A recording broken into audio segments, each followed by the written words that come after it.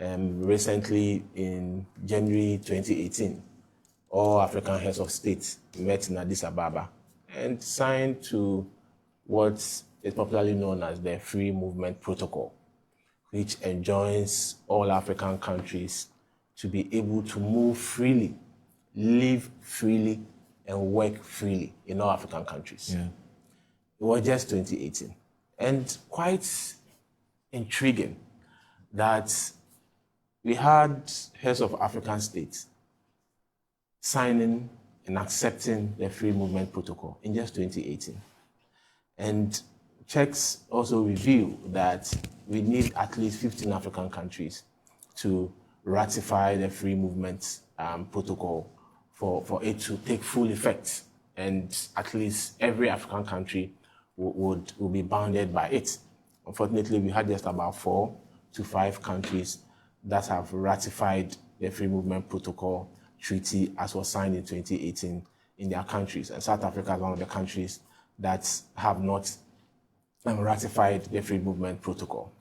And per the protocol, as already intimated, Africans are free to move to each other's country. We are free to settle in each other's country, and we are free to set up businesses in each other's country. We are free to work in each other's country.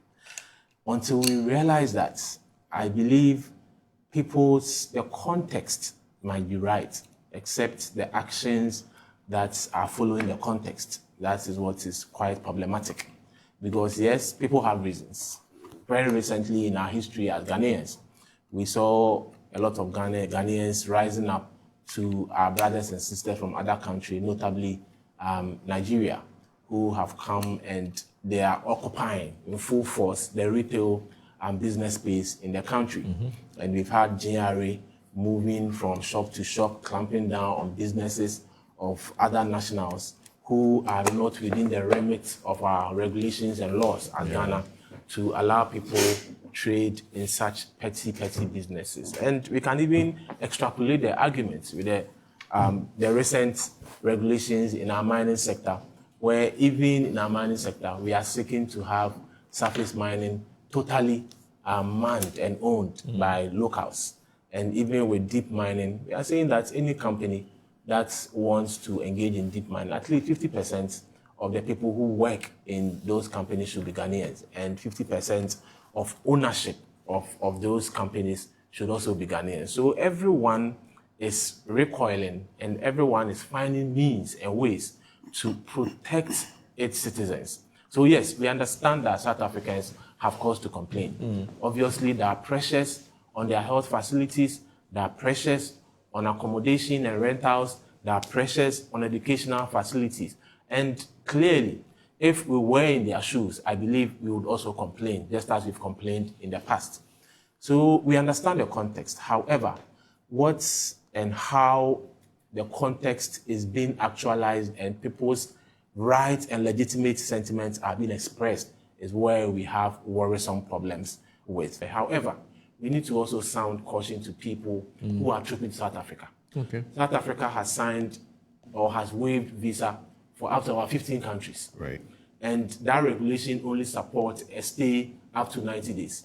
Within the 90 days, you are not supposed to do any business. Okay. You are not a permanent resident of South Africa. But that has become the conduit through which people are exploiting the visa-free treaty South Africa has with those 15 countries. Right. And you see the influx of immigrants. And that is the spillover of such policy. The last time we were here, we were discussing the issue of Ghana opening up our borders to other countries to come in freely without visa. These are some of the things that, even as Ghana, as we seek to make our borders so penetrable, we need to learn from the lessons of South Africa. Cabinet approves visa waiver for 3 countries. Exactly. So then gradually we are getting there.